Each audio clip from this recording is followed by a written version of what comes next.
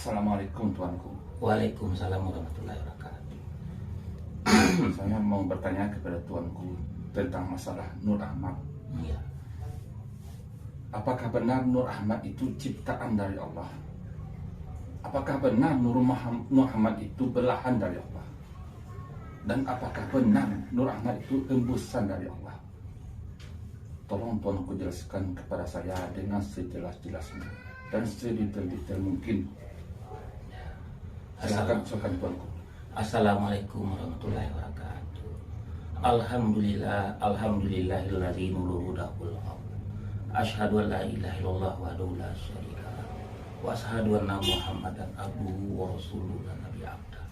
Saudara yang beriman, mari kita puji syukur kehadiran Allah Subhanahu wa taala. Salawat beriring salam kepada junjungan besar kita Nabi Muhammad sallallahu alaihi wasallam. Semoga bertemu dan dapat sepakat beliau di akhir-akhir nanti. Amin ya rabbal alamin.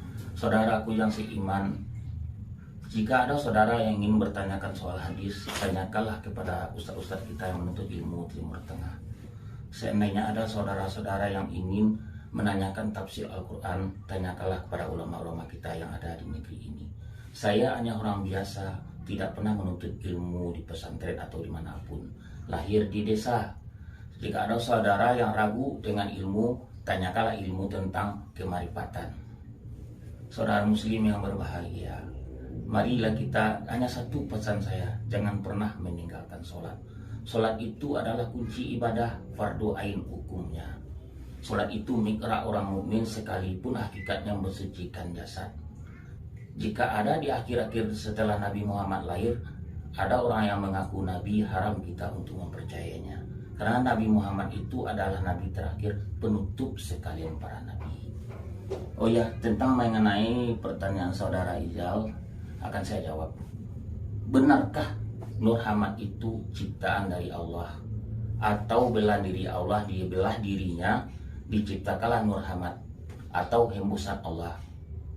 Jika Nur Ahmad itu ciptaan, berarti bertentangan dengan surat An-Nur. Surat 24, pertama sekali diciptakan Allah adalah kalam, yaitu pena.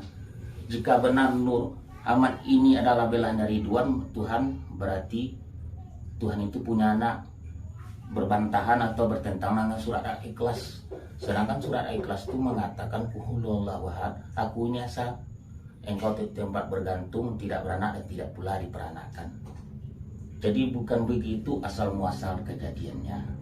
Sekarang kita bagi Nur Muhammad ini 3 bagian atau 3 bentuk. Yang pertama, telah terjadi alam semesta, dinamakanlah dia Nur Ahmad. Kemudian akan diciptakan langit dan bumi, turunlah dia ke bumi, akan berjasad manusia dari garis keturunan Adam, yaitu Nabi Muhammad SAW. Tapi sebelum dia bernama Nur Ahmad, apa dia yang terdahulu? Maaf, saya tidak bisa menyebutnya. Juga sebaliknya Allah begitu, sebelum Tuhan bernama Allah, sebelum Allah bernama Tuhan, siapa sebenarnya dia di terdahulunya? Saya tidak bisa menyebutnya di sini. Jadi sebelum tercipta langit dan bumi, alam semesta ini, telah ada mereka berdua. Bukan seorang, tapi berdua. Tapi kita ambil saja satu kesimpulan. Allah dan Nur Ahmad. Jadi sekian lamanya mereka belum ada, hamparan kosong jauh. Belum ada, semuanya belum ada. Alam semesta, langit dan semua isinya belum ada. Yang ada hanya dia berdua, dan kemudian terjadilah kalam-kalam.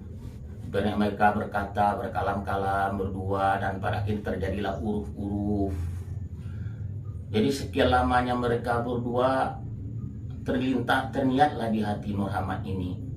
Dia berkata kepada Allah, ya Allah, aku ini yang lebih tinggi, aku yang lebih agung daripada dirimu. Kemudian Allah menjawab dengan tersenyum, ya Nur Haya kekasihku, akulah yang lebih tinggi dan lebih suci. Kemudian terjadilah disinilah terjadi perselisihan. Nah, kemudian Allah mengambil keputusan, wahai kekasihku, jika benar ilmumu tinggi, buktikanlah, mari kita sembunyi. Siapa yang lebih tinggi ilmu kita berdua? Dan kemudian Nur Ahmad menyetujui. Pergilah Nur Ahmad ini beribu-ribu tahun lamanya, tidak menjumpai satu apapun di alam lepas itu, tidak ada satu apapun. merasa sedih, merasa sepi lah dia. Terniat di hati, terlintas di hatinya, terniat di hatinya, ya Allah ya Tuhanku, kekasihku, di manakah engkau? Langsung dijawab dengan ya Allah, aku di sisimu. Di sana termenung dan terkejutlah Nabi Muhammad, terkejutlah Muhammad ini. Dia mengakui berapa selama ini Allah mengikutinya, tapi dia tidak tahu, dan bersujudlah dia di depan kekasihnya itu. Kemudian Allah berkata kepada, mengambil satu nur, diciptakanlah pertama sekali kalam, yaitu pena. Kemudian pena itu berkata, ya Allah ya Tuhanku, apa yang aku tulis? Tulislah kejadian awal sampai akhir. Dan kemudian Allah berkata, tulislah kulluhallahwat, makuilah ini Esa Muhammad. Disitulah kulluhallahwat pertama sekali yang tercipta. Disinilah murninya kulluhallahwat. Kenapa Nur Ahmad tidak bisa lagi menjadi Tuhan? Nah, ini satu pertanyaan juga. Karena dia telah berjanji kepada kekasihnya itu Allah, dia akan turun ke bumi, mempunyai anak dan istri. Makanya dia tidak bisa lagi menjadi Tuhan. Nah, di sinilah posisinya. Dan kemudian ada suatu perjanjian Allah dan Nur Ahmad, salah satunya ada di ayat 30. Disinilah ketinggian derajat Nur Ahmad, disinilah kemuliaan Nur Ahmad, disinilah keistimewaan Nur Ahmad, disinilah keagungan Nur Ahmad. Semua yang ada di alam semesta ini hanya ciptaan, termasuk nabi-nabi sekalian dulu. Saya tegaskan sekali lagi, Nur Ahmad bukan ciptaan, dia telah ada lebih dahulu telah ada dia berdua. Nah, hanya sekian ilmu ini yang bisa saya sampaikan. Pahamilah saudara Rizal baik-baik. Kita akan bertemu di konten-konten selanjutnya, akan membuka rahasia tentang awal penciptaan arsi dan ruh-ruh semua sekalian ruh, insya Allah akan kita buka. Kalau kita dan di sini sampai di sini dulu konten ini. Gugurlah alam, gugurlah jiwaku. Assalamualaikum warahmatullahi wabarakatuh.